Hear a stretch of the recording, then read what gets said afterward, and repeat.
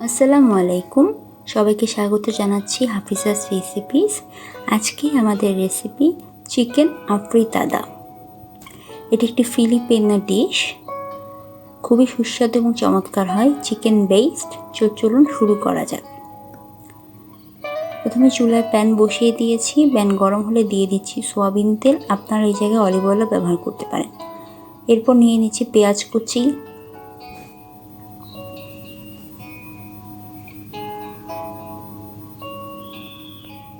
রসুন কুচি,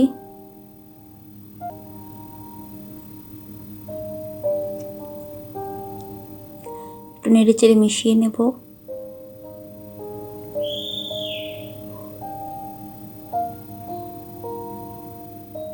chicken আফ্রিতাদা Filipino dish হলো। এটা মূলত এসেছে স্প্যানিশ থেকে। স্পেনের ফ্রিতাদা মানে হচ্ছে ফ্রাইড চিকেন, যেটা প্যান ফ্রাইডের টমেটো বেসড একটি রেসিপি। এটা স্পেনে যখন ফিলিপিনের কলোনাইজ করেছে তখন এই রেসিপিটা ওরা ওই দেশে শিখিয়েছে। তার মানে বলতে পারেন ফিলিপিনো হলো এটা মূলত স্প্যানিশ থেকে অরিজিন হওয়া একটি রেসিপি। এখানে চিকেন দিয়ে দিচ্ছি।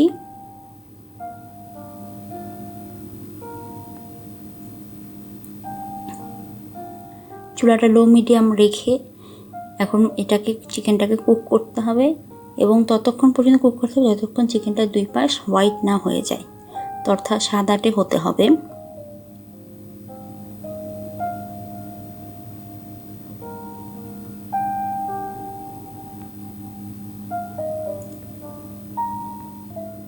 দিয়েছি স্বাদ মতো লবণ,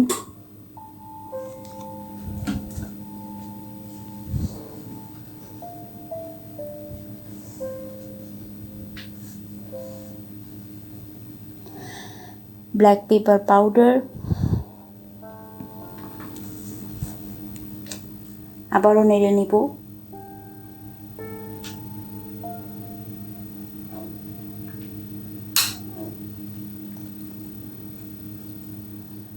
এই পর্যায়ে দেখুন চিকেনের দুপাশ কিন্তু সাদাটে হয়ে গেছে।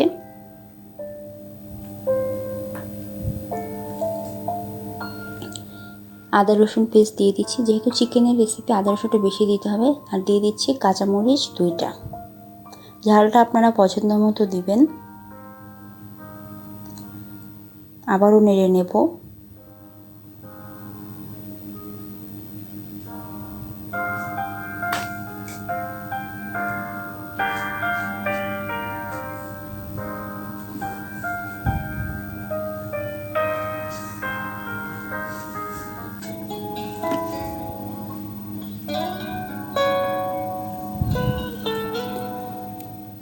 এখন ঢাকনা দিয়ে ঢেকে দিচ্ছি। কিছুক্ষণ পরে উঠিয়ে দেখুন পানিটা ছেড়ে দিয়েছে, তেলটা ছেড়ে দিয়েছে।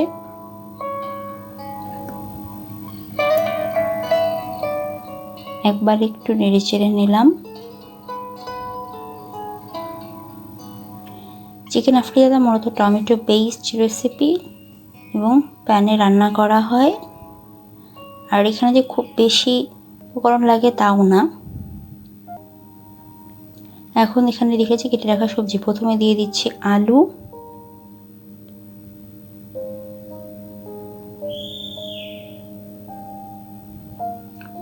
আর দিয়ে দিচ্ছি গাজর। এই আলু আর গাজরটা যেহেতু সিদ্ধ হতে সময় বেশি লাগে সেহেতু এটাকে আগে দিচ্ছি।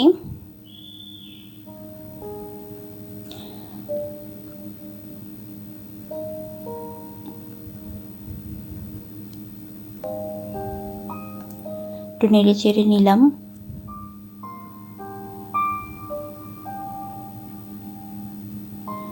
এখন দিয়ে দেব পানি। এই পানিটা দেব যাতে হচ্ছে সবজি এবং মাংস দুটোই ভালো মতো সিদ্ধ হয়ে যায়।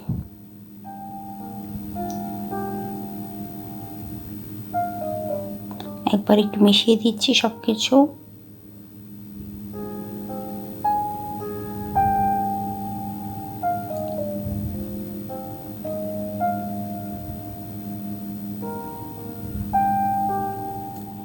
এবার এটাকে ঢেকে দেব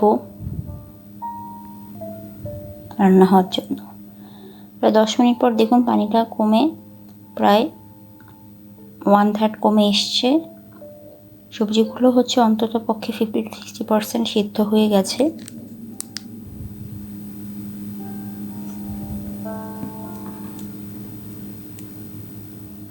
এখন আবার এটাকে ঢেকে দিচ্ছি।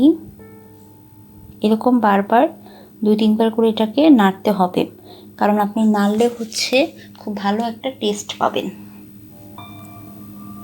সবসময় মনে রাখবেন, তরকারি যত নাড়া হয় স্বাদ তত ভালো আসে।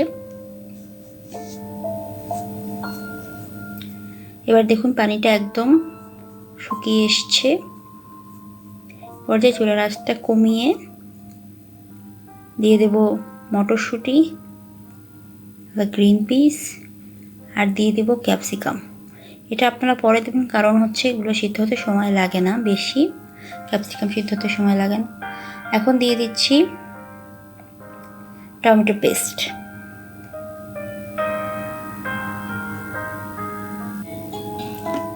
আর দেব টমেটো কেচাপ। এই কেচাপটা দেওয়ার জন্যই কিন্তু এই চিকেনের রেসিপিটা ডিফারেন্ট হয় এবং স্বাদেও কিন্তু ভিন্নতা আসে। এটা এমন একটা রেসিপি যেটা আমরা রেগুলার হয়তো খাই না, কিন্তু খেয়ে আপনি ভালো পাবেন, স্বাদ পাবেন। এখন যেটা করব, অবশিষ্ট সস এবং টমেটো পেস্ট ছিল, ওটাতে একটু পানি দিয়ে গুলিয়ে সব কিছুর সঙ্গে আবার অ্যাড করে দিব।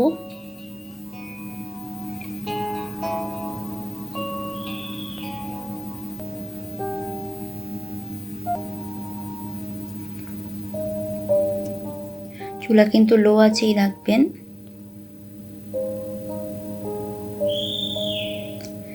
ভিডিওটা দীর্ঘ করার অর্থ হচ্ছে আপনারা যাতে পুঙ্খানুপুঙ্খ ডিটেলসগুলো বলতে পারি। আর গ্রিন পিসগুলো অবশ্যই বয়েল করে নেবেন। সবশেষে সামান্য একটু পানি দিয়ে নিচ্ছি, যেহেতু আমার পানিগুলো একদমই ড্রাই হয়ে গেছিলো, শুকিয়ে গেছিলো, এক ফোঁটাও পানি ছিল না। এখন হচ্ছে সব কিছু একবার ভালো করে নেড়ে চেড়ে নেব, জাস্ট মিশিয়ে নেব, কিছুই না, কারণ সব কিছুই মোটামুটি সিদ্ধ হয়ে এসছে। খুব বেশি পরিমাণ পানি কিন্তু এখন দিতে হবে না, ওইটুকু দিয়ে একবার ভালো করে মিশিয়ে নিয়ে, কারণ আমি যত বলেছি যে যত নাড়বেন তত স্বাদ ভালো হয়, মাছ মাংস তরকারি সব কিছুর ক্ষেত্রে এটা প্রযোজ্য। এরপর দিয়ে দিচ্ছি চিনি, আপনারা চাইলে এখানে ব্রাউন সুগার ব্যবহার করতে পারেন, এটা টোটালি অপশনাল। আর দিয়ে দিচ্ছি গুঁড়া মরিচ। ঝালটা আপনারা আপনাদের পছন্দ মতো দেবেন। আর আরও একবার হচ্ছে এটাকে নেড়ে চেড়ে নিচ্ছি।